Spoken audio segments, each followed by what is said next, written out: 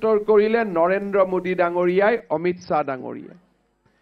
তাৰ মাজত কি হল কি নহল আমি সকলোৱে জানো।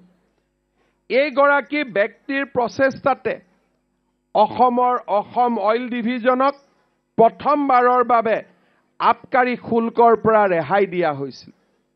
আৰু এইগৰাকী ব্যক্তিৰ নেতৃত্বতেই প্ৰথমবাৰৰ বাবে অসমৰ সুসন্তান লোকপ্ৰিয় গোপীনাথ বৰদলৈক ভাৰত ৰত্ন উপাধিৰে অলংকৃত কৰা হৈছিল।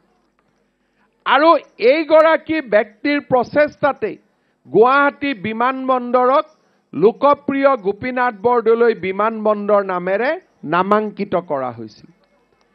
আমাৰ ৰাজ্যখনৰ জনজীৱনলৈ ইমান ডাঙৰ বৰঙণি, এই বৰঙণি আগত কোনো প্ৰধানমন্ত্ৰী আগবঢ়োৱা নাছিল। যোগী ঘোপা আৰু পঞ্চৰত্নৰ মাজত নিৰ্মাণ কৰা নৰনাৰায়ণ সেতুৰ বাবেও তেখেতেই পুঁজি যোগান ধৰিছিল। আৰু 1998 চনত অসমলৈ আহি তেখেতে নৰনাৰায়ণ সেতুখনো অসমৰ ৰাইজৰ বাবে উদ্বোধন কৰি পৰামৰ্শ দিছিল।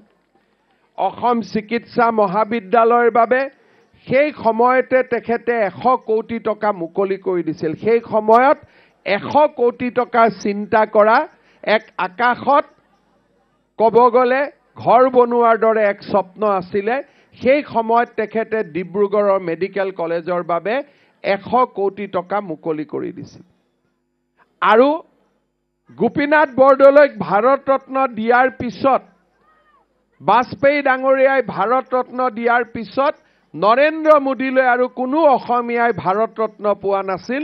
দ্বিতীয়টো ভাৰত ৰত্নও নৰেন্দ্ৰ মোদী ডাঙৰীয়াই ভূপেন হাজৰিকাক অৰ্পণ কৰিল।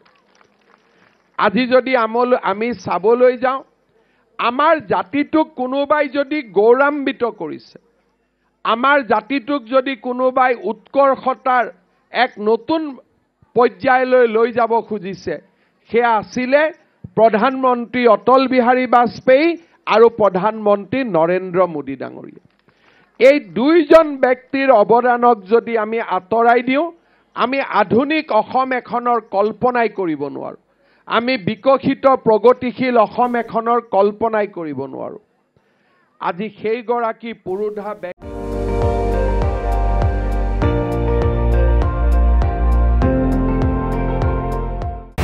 আপুনি চাই আছে ND24, সৰ্বশ্ৰেষ্ঠ নহয় সৰ্বোত্তমৰ দৌৰ।